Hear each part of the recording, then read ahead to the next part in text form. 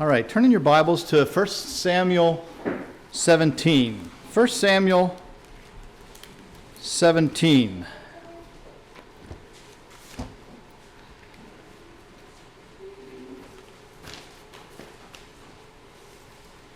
And I'm going to open the topic with a song, all right? Children's song, but the rest of the people the big children can join in, all right?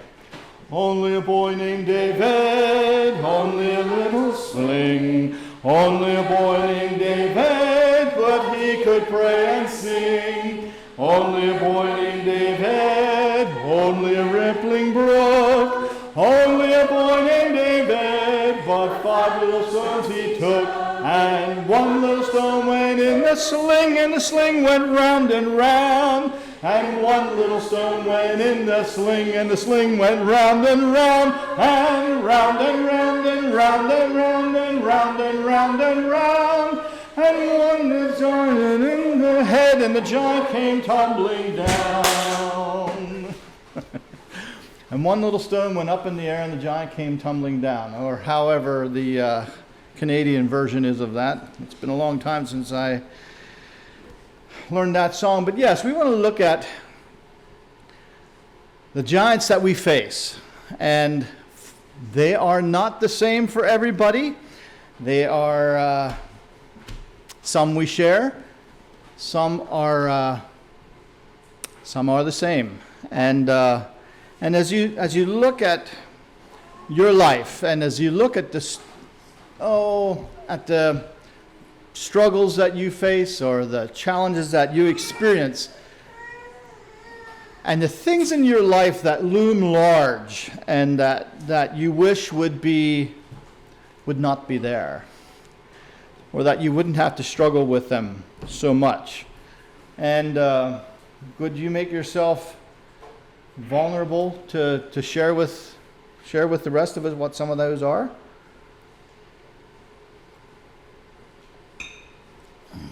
I can write them down. Or does nobody here have giants?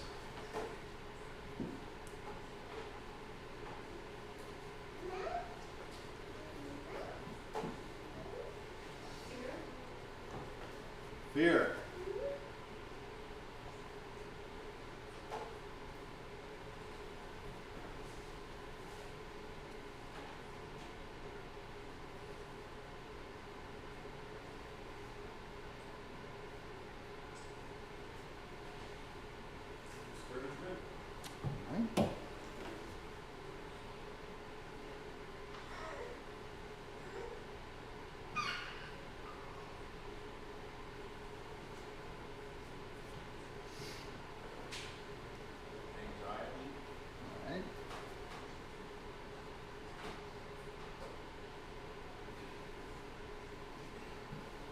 There's one. That's one that we share. I feel that sometimes too.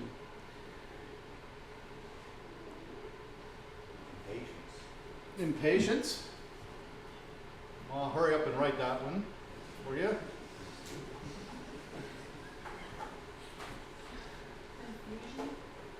Confusion. Yeah.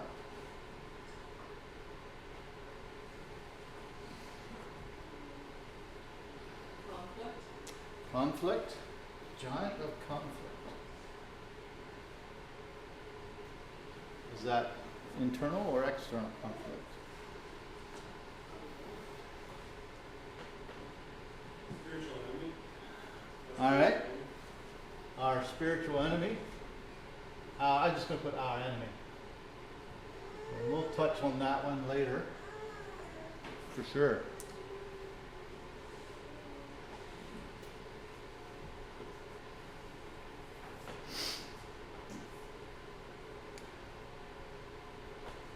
That's just to prime you, okay? You could keep on thinking, could be pride. That's already was mentioned somewhere. I think it was in our Sunday school class. Doubt, temptations, anger, loneliness, selfishness, failure. These are giants, and they're big. They're big, they're challenging, and they're defiant. And so we're going to look at this chapter of a totally familiar Bible passage. And we're going to, from it, we're going to spend a few minutes learning from David and seeing how he handled that giant and what he did to prepare himself, in whose name he called on or depended on to address that problem. So I'll start reading at this time. Well, David was just, what was David's job? Anybody, young people or the children or something like that? We had, David was before that's right, shepherd. Shepherd is someone who looks after sheep. And there's shepherds today yet. In fact, in our travels in Greece, we would go past, we saw a fellow looking after his animals. That we don't see. We depend on fences pretty much, but they got to be a good fence to keep sheep in. And I have a bit of an attitude against sheep. They're pastoral when you see them feeding on green pastures, but I did not have a positive experience with sheep. And it is not flattering to be likened unto sheep, as we see in the scriptures. But we can see ourselves in that whole wandering inability to care for themselves characteristic. In fact, we were visiting Dr. Van Oppen over in Perth many years ago by now. How many? Was that? Is that going on 20 years ago or more? Alex, would you remember that? All right. He took care of sheep, and he had a llama in there with his sheep, because llamas aren't as clueless as the rest of the sheep were. And he said he had trouble with coyotes would get through the fence, and the sheep would see it, and they would just run a little bit, and then they would stop, and they'd start eating again or something like that. They were just perfect targets, perfect victims for a hungry predator. So yeah, the alpaca looked after the herd there. But anyway, David had a job. David had a job that probably wasn't the most glamorous, but he filled a necessary role. So the Philistines, in verse 1, now the Philistines gathered together their armies to battle, and were gathered together at Shoka, which belongeth to Judah, and pitched between Shoko and Azekah in Ephesdammim. And Saul and the men of Israel were gathered together, and pitched by the valley of Elah, and set the battle in array against the Philistines. So there's two areas. We have one area that is full of Israelites, and one area that's full of Philistines, and they were not friends. They were not there for a picnic. And the Philistines stood on the mountain on one side, and the Israel stood on the mountain on the other side, and there was a valley in between them. And they would stand on the mountains and holler back and forth. And I don't know if they had loudspeakers or how they were able to be heard, but there went out a champion out of the camp of the Philistines named Goliath of Gath, whose height was 6 cubits and a span. That is around 9.5 feet tall. So Grant is not here this morning. He'd be the closest one to 9.5 feet. But even he's at least 2 feet shy of that. He's probably 2.5 feet shy of that. And this is a big man. This is a big man. He had a helmet of brass on his head. Do you ever has anybody put on a helmet of brass? Or you guys just stick to plastic stuff? Because you could probably barely hold your head up if it was just if it was brass. In fact, when I take my recycling to Peterborough, I have a 5-gallon bucket of copper pipe. I have another 5-gallon bucket of fittings and so forth, and then I have a 5-gallon bucket that's barely half to 2/3 full of brass. Well, guess which one's the heaviest? Brass is a very dense material. It's very heavy, very heavy. And he had a helmet of brass upon his head. He was armed with a coat of mail.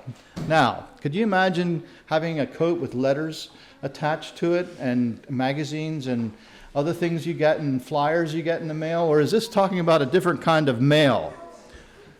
I think we better go with a different kind of mail, where it's metal sheets that are covering and overlapping each other, and you're covered with those, and it protects you. You have a arrow hits one of those, you have some protection. The weight of the coat was 5,000 shekels of brass, which comes to about 126 pounds. So I do not have a set of barbells for you young men to demonstrate your superior strength and so forth, but imagine walking around with that and doing battle. And he had greaves of brass upon his legs and a target of brass between his shoulders. This is all protection. And the staff of his spear was like a weaver's beam. I don't know how big that was, but it wasn't small. We can assume that. And the spear's head weighed 600 shekels of iron, which is about 15 pounds, just the head. And one bearing a shield went before him. So his shield was such that he had a lackey that went ahead of him and held this big shield of protection in addition to everything he was wearing.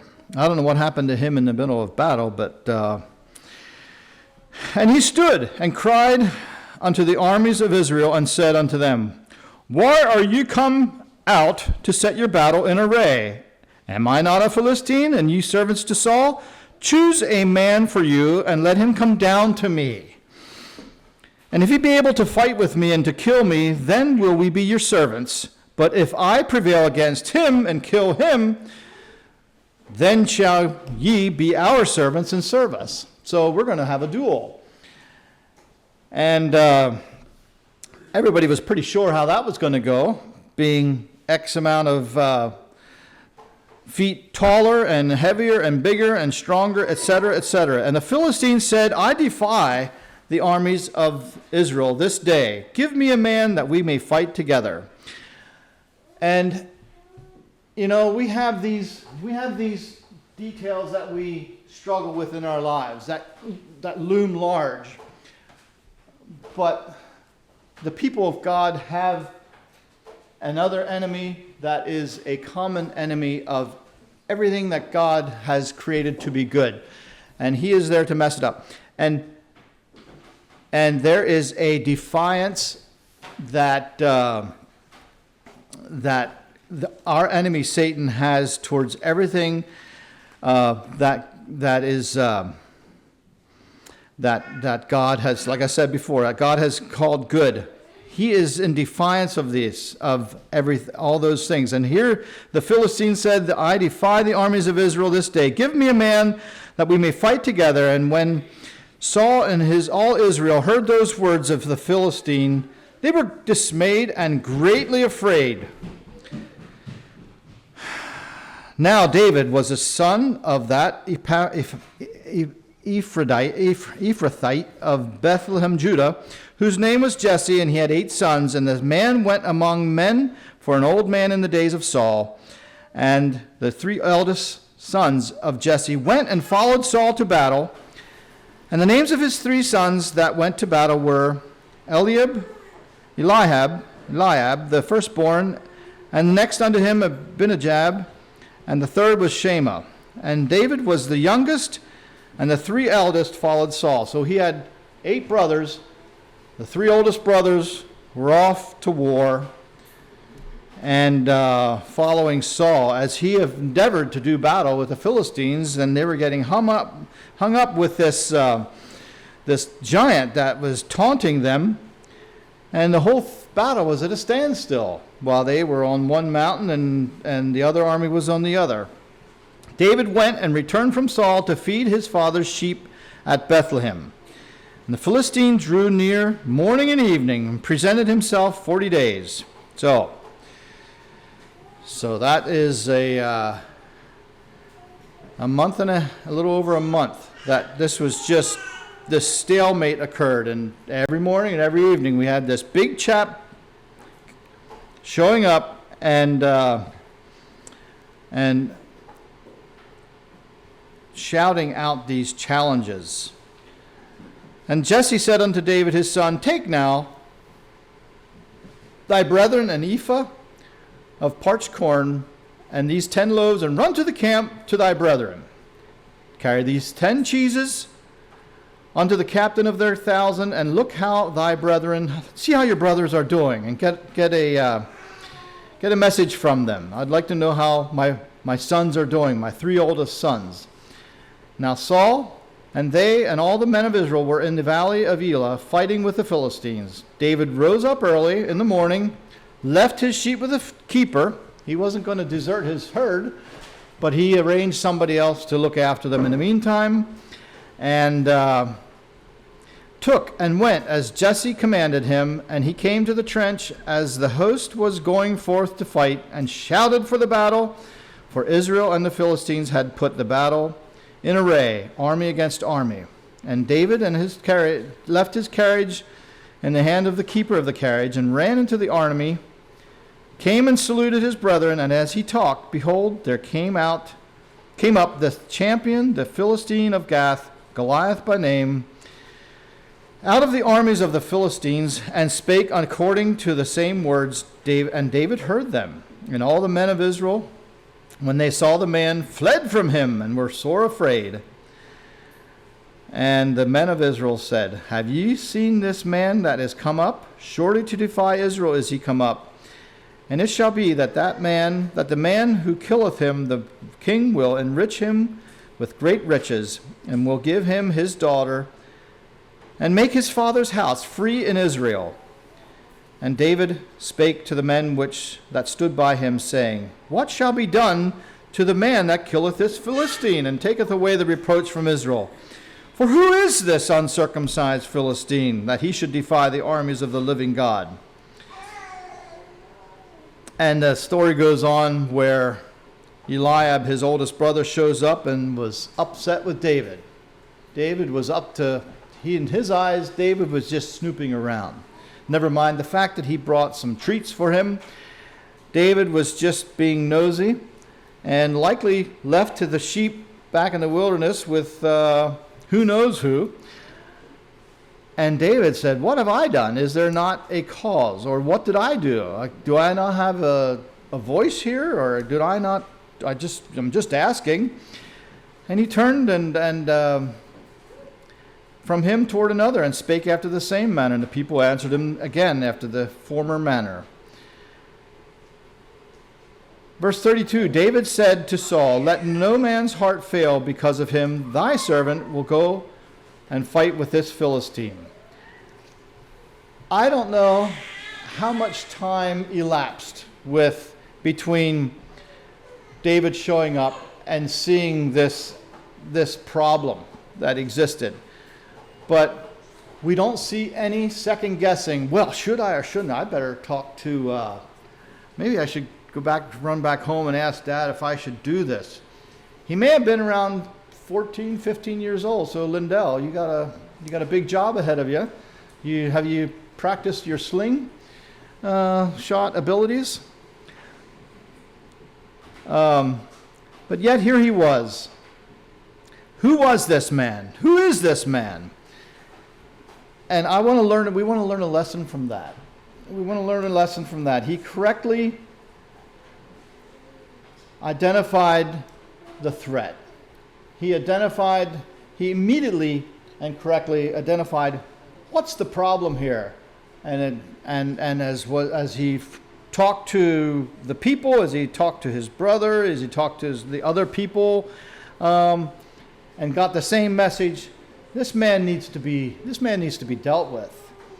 And so do we need to do as we face our giants, as we face our challenges, identify and correctly identify what that is, and be objective in making sure we are fighting the right giant, the correct giant. Sometimes we get mixed up, in our desire to be zealous. We end up being subjective, where we make judgment calls out of our own personal feelings or tastes or opinions or internal mental experiences rather than external facts. Whereas to be objective, sometimes we're not always clear on what we're struggling against. Obviously, we know we have an enemy. All right, that's a no-brainer. But I'm talking about some of the other challenges that we have, that we face, that take up mental space, that take up room in our heads. And we wish that we could just deal with them. We want to be objective. We want our feelings, we want our thoughts to be based on reality. And sometimes we need to reach out beyond ourselves for help to know what that reality is. And I just think that some of the ways we can do that is opening ourselves to God and the work of the Spirit in our lives. The Spirit will lead us into all understanding, and is such a help in time of struggle, time of need. And also we have each other to reach out to, and to bounce. What's the I want to use you for a sounding board, or I want to run this past you for your input. There's always safety in that. There's always safety, provided that you have a safe place to do that. And there is the temptation there to only, I think it was mentioned before, maybe in the devotional or in the Sunday school class, where you go for, I think Daniel, you mentioned it. You go for advice from people that you tend to go for advice from people that will agree with you. And while that's comfortable, it's not always safe. So, like Nelson, you said the advice you got years ago was ask somebody that may not agree with you. And it's a good friend. It's a good friend and a trustworthy friend that tells you something that you don't want to know. And it's up to you if you can trust that person, if you can trust yourself to let go of your subjectivity and to just move forward and to go with an opinion that differs from your preferences or feelings. So David just went forward. Let no man fail. Because of him, thy servant will go and fight with this person. Picking up in verse 33, and Saul said to David, you're not able to go against this Philistine to fight him, for thou art but a youth, and he a man of war from his youth. And David went on to recount instances where he was looking after this flock, and a lion showed up, a bear showed up. He went out and smote them. I don't know about you, but I don't care for fighting animals close up. You know, shooting them, having a shot at a coyote from about 100 yards is one thing. I can miss from 100 very easily. But sometimes I get a little closer than that when I wake up in the night and I hear chickens squawking, and I have to go out and deal with invaders, and it's much closer, and I can't say I like that. And yet here he was with both a lion and a bear. I'm sorry, friends, that took some more manhood than I can come up with on short notice. So yet he had courage. He took courage. He made a decision that he was going to take care of this giant. Take care of this giant. He was able, as are we, to look back and look at other times in his life where the Lord had helped him. And these other struggles with these beasts, I don't think he thought that was going to be anything more than just that. But now he has a giant here that he needs to face. The Lord helped him here. The Lord will help him again. And so he did. In verse 37, David said, "Moreover, the Lord that delivered me out of the paw of the lion and out of the paw of the bear, he will deliver me out of the hand of this Philistine." And Saul said unto David, "Go, and the Lord go with thee." And what a beautiful example of courage, not based on just on his own enthusiasm and his willingness to, I'm going to make a name for myself. I'm going to give my slingshot skills a test that everybody will see, and I hope I'm up to it. No, the Lord was going to help him, and he realized that.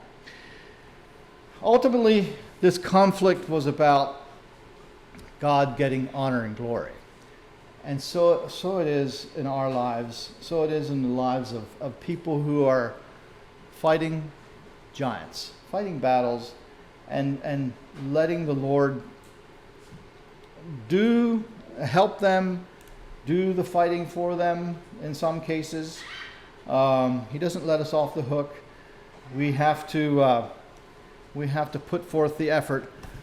But one thing I have seen time and again is some of the biggest deliverances were times when no one could take the credit for no person could take the credit for the outcome. It was clear that God was at work, and he receives glory from those times, and he did here. I don't know why God works like that, with just mere humanity like you and me, and we're kind of poor souls a lot of the time. We struggle. We find ourselves dealing with this is a very short list. Dealing with our own issues.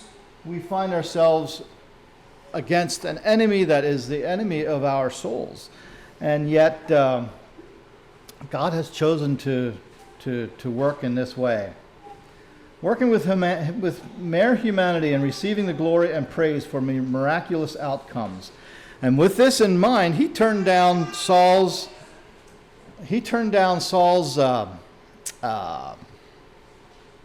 offer of, "Here, let me dress you up. Let me get you in shape for a battle of this magnitude. Here, you can use some of this hardware and that hardware and so forth." And David said, No, I want to do this. I want to do this with God's help. And so he took courage. So, friends, courage. You're feeling tired. You're feeling weary. You're feeling worn out. Take courage. And that's not something that comes just like that. And it almost sounds trite saying it, but we need to have courage. Look back. Look back. See how God has helped you. See the path, the circuitous path at that, of how you got here and how you can't take the credit for it. And yet God was with you, and here you are. Verse 40. And he took his staff in his hand, and chose him 5 smooth stones out of the brook.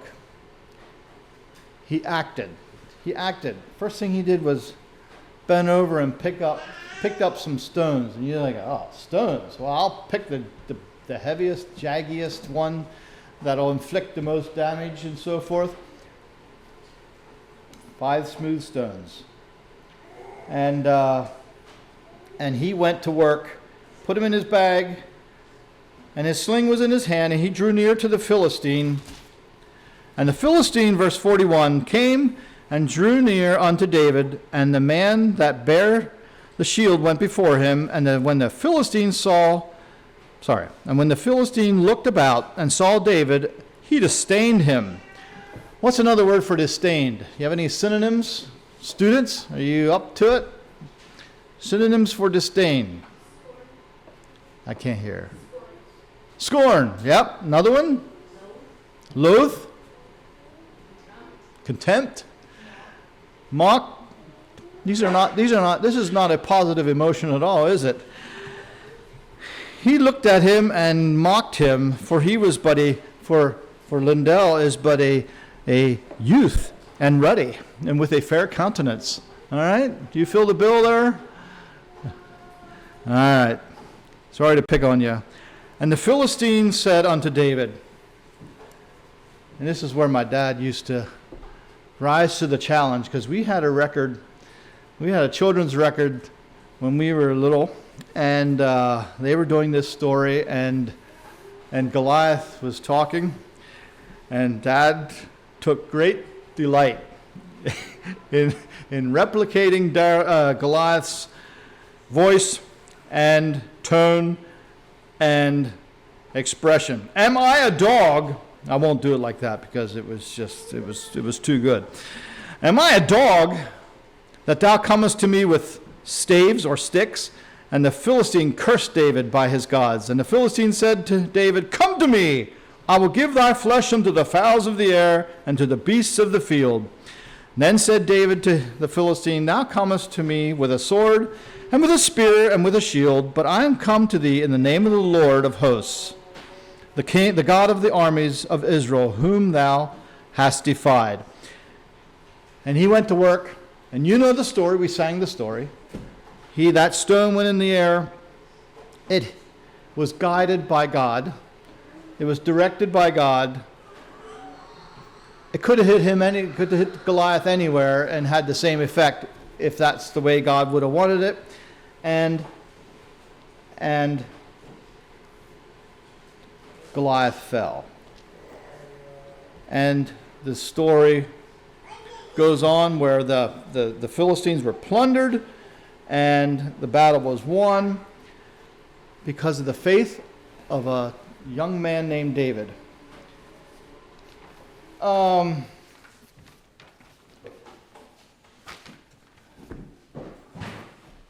Youth. A few words for you yet, and then I'll let Alex lead his song. I just want to give you some kind of encouragement that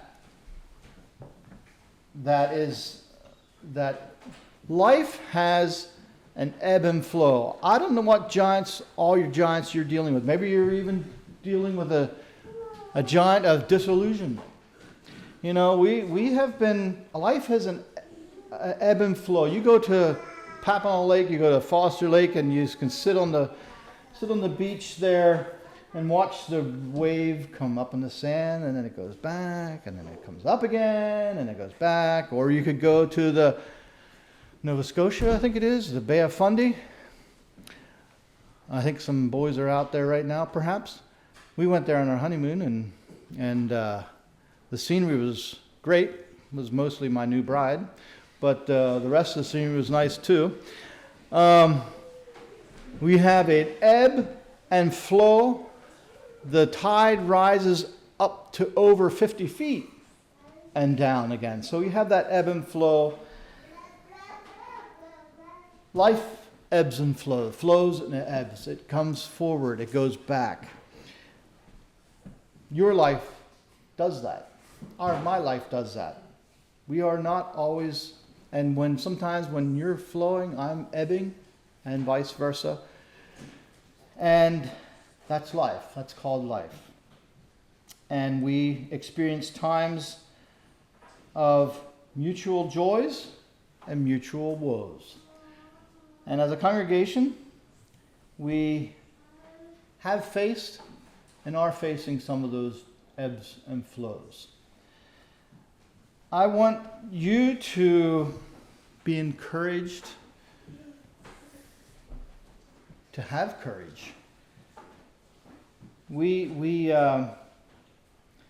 You could wonder, what is all the struggle about? Why are we dealing with stuff all the time? And I want to tell you that your enemy, it says in Matthew 16:18 that Jesus said, I have built my church and the gates of hell will not prevail against it. Prevail as in win. He did not say that the gates of hell will not try to prevail.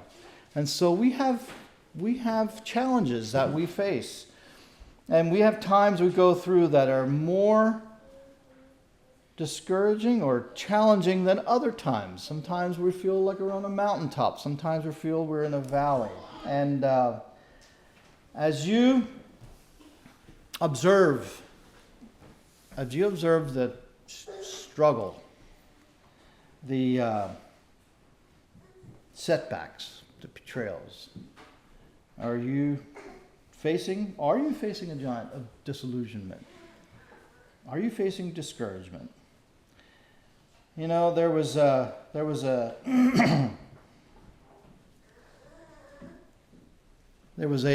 farmer. There was a farmer one time who was kind of a brutal man, and he wore a buffalo plaid shirt, and that was his work shirt. And he was an abusive man to his livestock and his horse in particular. This is a made-up story. All right, so everybody relax. I know how stories of abused animals were when I was young. I read Black Beauty once and never picked the book up again because it was just I couldn't do it. This man wore a buffalo plaid shirt, and that was his daily wear, and he would mistreat this horse, and this horse grew to be frightened by this man's mere presence, and he would whip the horse, he would mistreat it, he would overwork it. He made that horse's life very miserable. And in time, the man died. Somebody bought the horse, and this horse that was just jittery and not well adjusted and almost unable to be useful. And that person took this and was a horse whisperer. All right, I can make up this whenever I want to here. And he tamed that horse down. He made it productive. He had a relationship with it.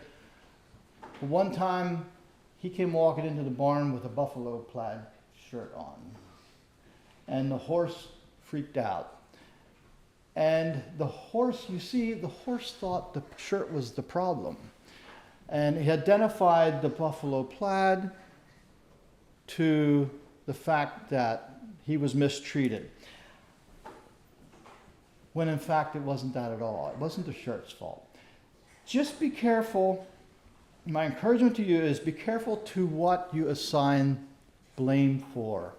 Is that as we as a congregation ebb and flow, And where our struggles are, the reasons for those struggles may not be the red shirt at all.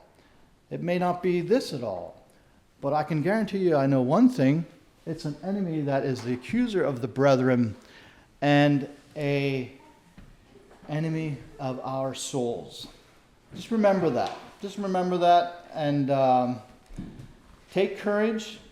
The greater the stakes are, the more opportunity God has to show himself strong. Be faithful in the pasture, in the unglamorous job of shepherding that wherever you find yourself. Be the best shepherd your sheep ever had. Continue to give God priority in your life and accept where he calls and places you in his kingdom. Don't try to drown out or escape reality in unhealthy ways like excess work. I could never have been accused of that. Excess play or leisure and relaxation. That would be easier for me. God will come through for us as he did for David and the Israelites.